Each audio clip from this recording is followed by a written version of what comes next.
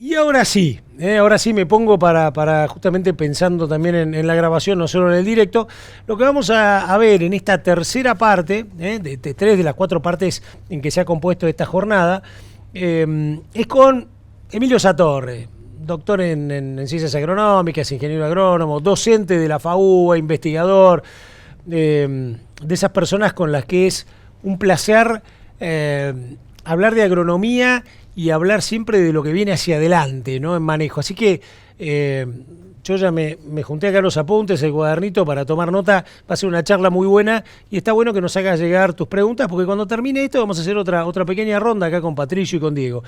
Pautas de manejo para potenciar la productividad, fíjate esto, en el doble cultivo, trigo-soja.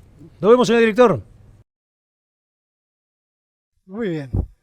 Yo me he planteado como objetivo que miremos juntos el cultivo de trigo para aprender juntos. Esa es la idea de que haya un papel y gente anotando y escribiendo y revisar algunos aspectos que son clave para planificar. El cultivo ya está hecho, pero va a venir otra campaña. Esta es una insinuación de revancha de la campaña pasada. Probablemente tengamos en el futuro la probabilidad de tener una revancha verdadera, entonces planifiquemos técnicamente el manejo de cultivos de alta productividad de trigo, pero metidos dentro de un sistema trigo-soja de segunda.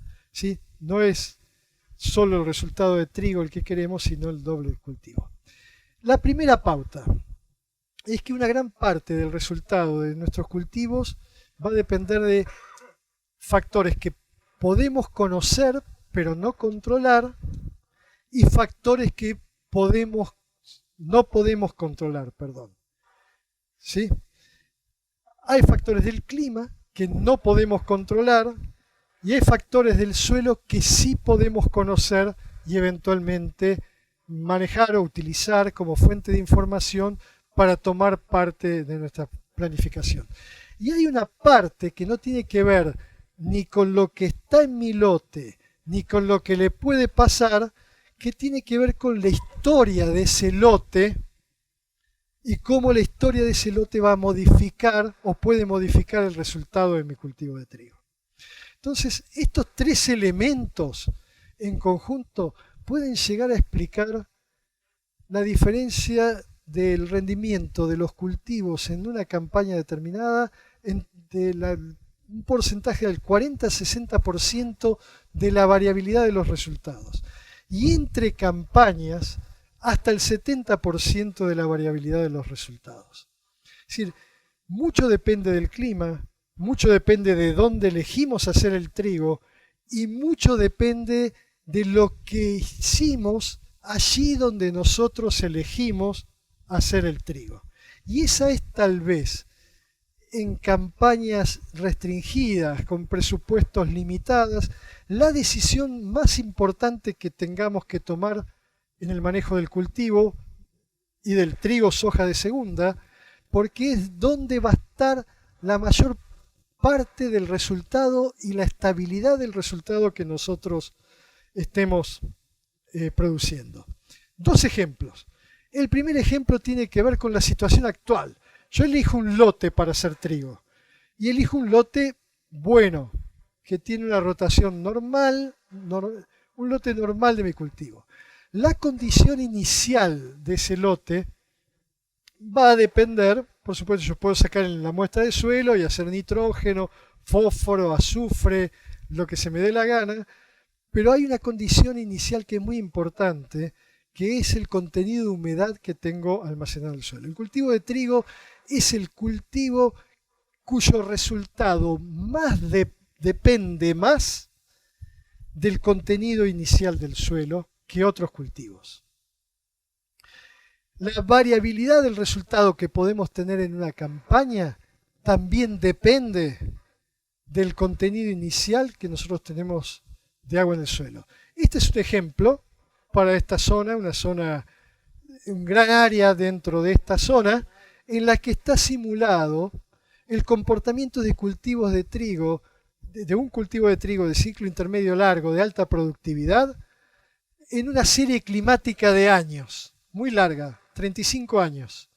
Y acá están graficados el percentil 20, que es decir, el año que está ubicado en la posición 20 de 100, supónganse, el que estaba ubicado en el medio y el que está ubicado más arriba cuando yo ordeno los rendimientos. O sea, esto sería el equivalente a un buen año, a un año promedio, a un mal año. Los contenidos de agua en el suelo del 1,70 m de profundidad varían entre casi capacidad de campo, cerca de 220, 230 milímetros en el metro. Es prácticamente, si estos suelos tienen una capacidad de almacenaje de agua útil de 140 milímetros en el metro, estamos pensando que 280 sería capacidad de campo. Esto está en 240, quiere decir tengo una condición ideal. Tengo una capacidad de prácticamente el 50%, 150 milímetros, o tengo 100 milímetros de agua en el suelo. Estoy partiendo seco, una condición muy parecida a la que partimos este año, ¿sí? Donde teníamos los primeros 60 centímetros bien provistos de agua sobre un antecesor normal en un verano que fue seco, ¿sí? Porque llovió y entonces dijimos vamos a sembrar, pero el resto del perfil estaba seco, napa no había, por eso no está el punto de la napa acá,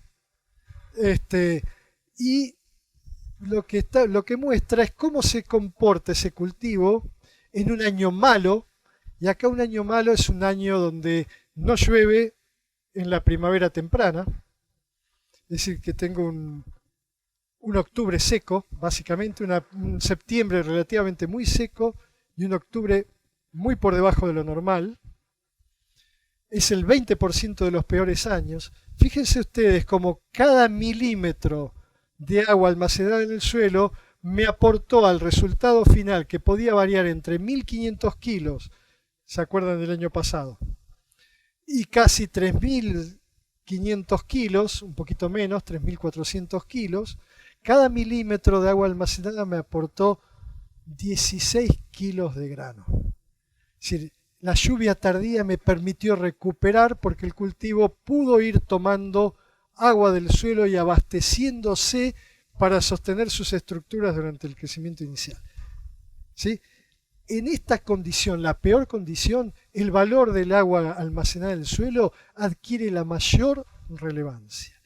Cuando el año es bueno y llueve muy bien, y me llovió en septiembre 60 milímetros, el 10 de septiembre, totalmente inesperado, y me llovió en octubre lo normal, 80 milímetros, y tengo un año normalmente bueno, partir seco o partir húmedo tiene un impacto relativo mucho menor, apenas 8 kilos de grano por milímetro de agua almacenada.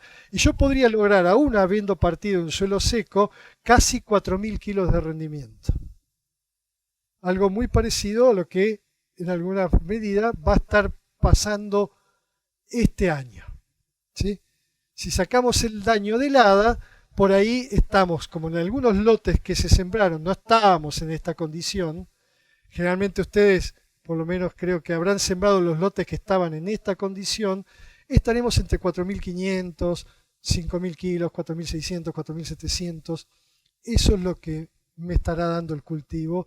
Dependerá el daño de heladas después, realmente lo que se coseche o no. Pero en esta condición